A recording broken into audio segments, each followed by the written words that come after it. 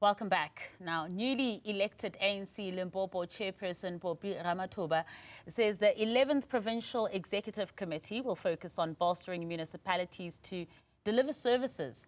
Ramathuba, who made history by becoming the first woman in the top post, says they aim to turn Polokwane into a metropolitan area.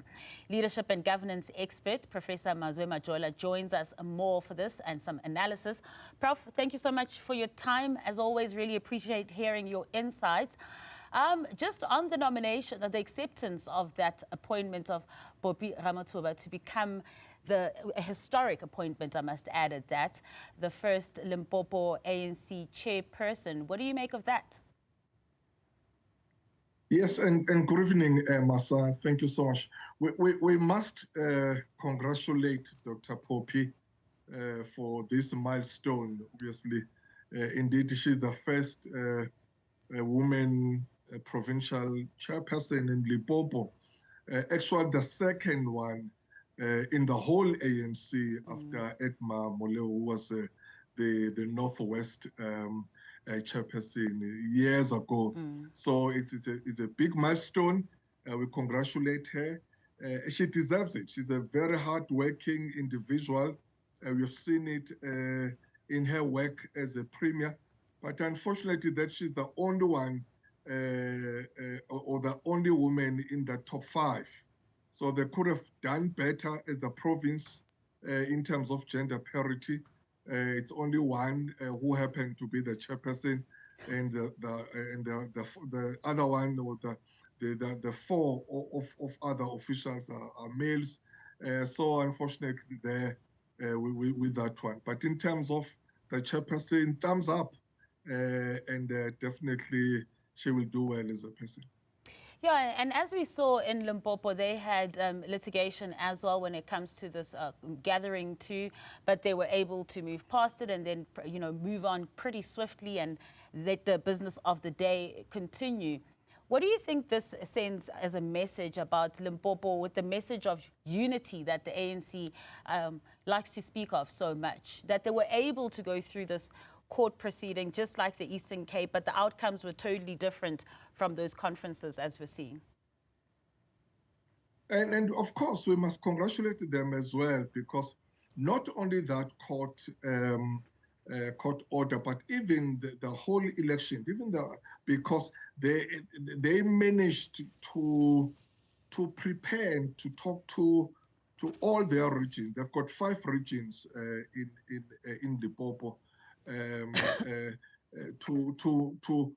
to prepare them and to convince them that they must not only preach unity, but they must show unity, even in terms of between the chairperson and the deputy chairperson's nominations. So they spoke to each other, they spoke to 2 of them to say, please, let's go there, let's just go with one unopposed chairperson and also deputy chairperson, because it could have been that battle as well, with factionalism, others favoring Per, others favoring Popi.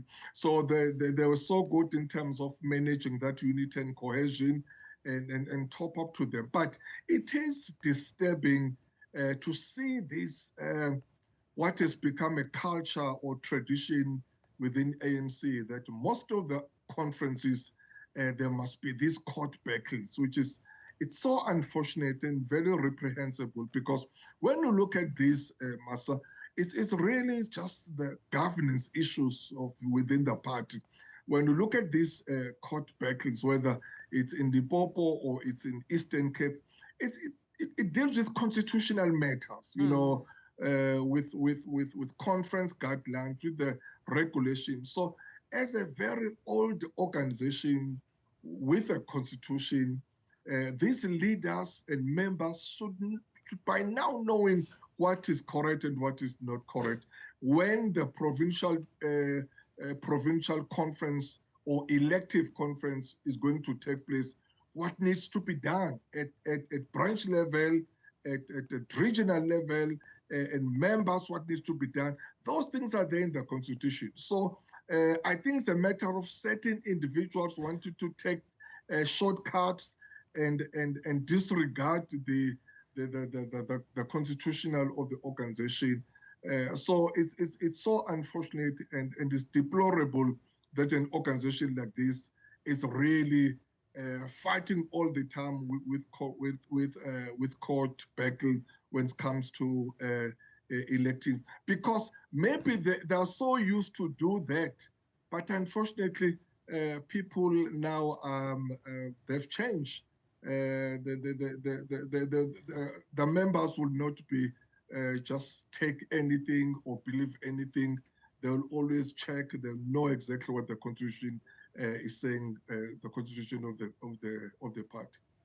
And speaking about these legal woes as well, you know, when we were speaking earlier, getting reaction from the Eastern Cape Provincial Secretary Lulama Ngcukaitobi, he was saying that, look, if the internal structures aren't of satisfaction to those who have laid grievances, the courts are the best place to go. And that's the place that they will continue to go if the internal structures aren't satisfactory. He says they are there, but clearly it wasn't the case for this case in particular, where people decided to go outside of the structures of the ANC.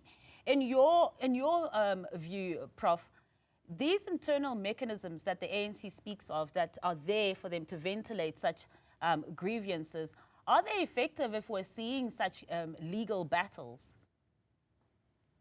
The policy, the constitution, the procedures are there, are effective, but the leadership or the leaders who are implementing them are the ones that are found wanting.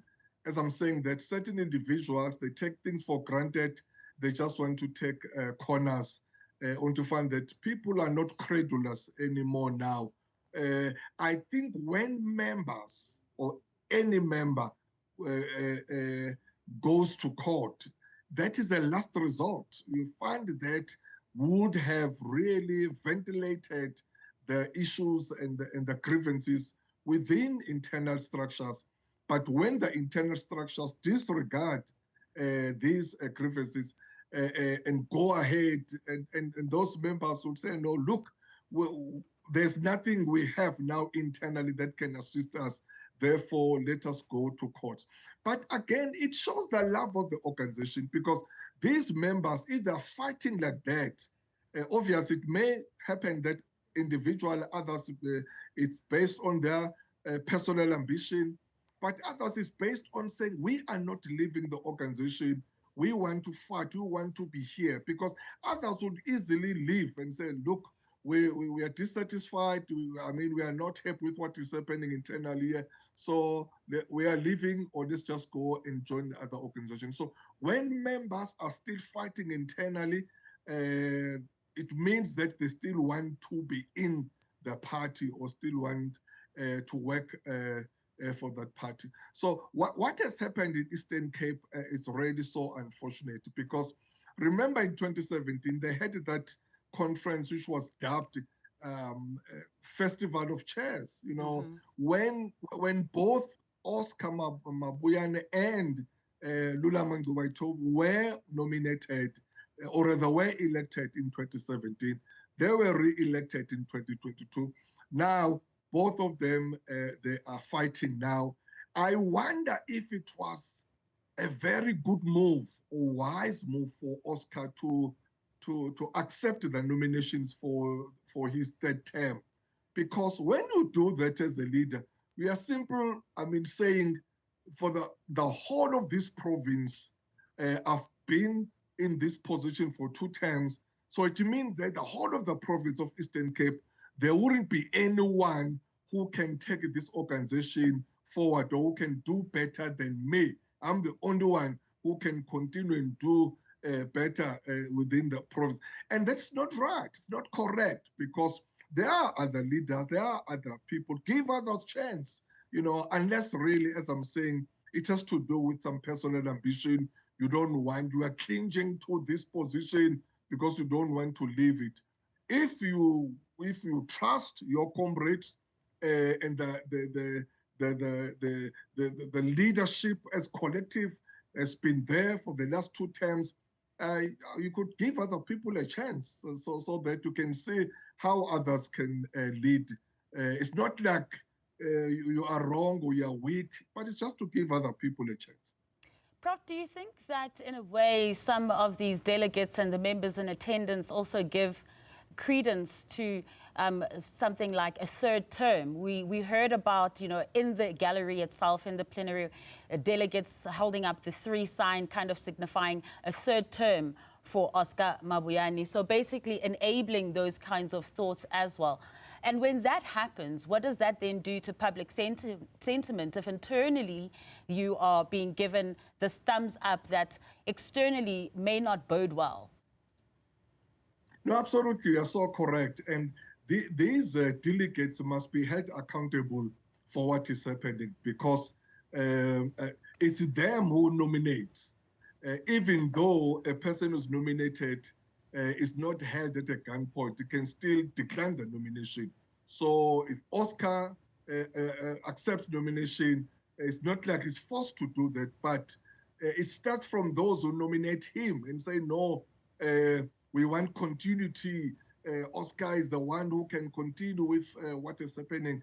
Others saying, no, but he had his chance. We want change now. We want someone else who can maybe introduce other things. So indeed, it's so true that the delegates must be held accountable for what is happening, because it's them who are basically saying that with the regions that we have, with the whole Eastern Cape, we still trust Oscar. Of course, not all of them, but those who have nominated him, which is very, very bad. Actually, if they don't, change and pull up their socks, ANC will lose Eastern Cape, like what happened in KZN. They cannot just take things for granted. These factionalism are so bad, they're so wrong. This infighting, they already destroy organization. Eastern Cape at the moment, it's one of those provinces that are led and governed by ANC alone. Oscar is a premier. It's got his executive. They're all from ANC. But if they do like this, they're definitely going to lose the province. Interesting times, Prof. And as always, thank you so much for your analysis and sharing your insights with us. Really appreciate it.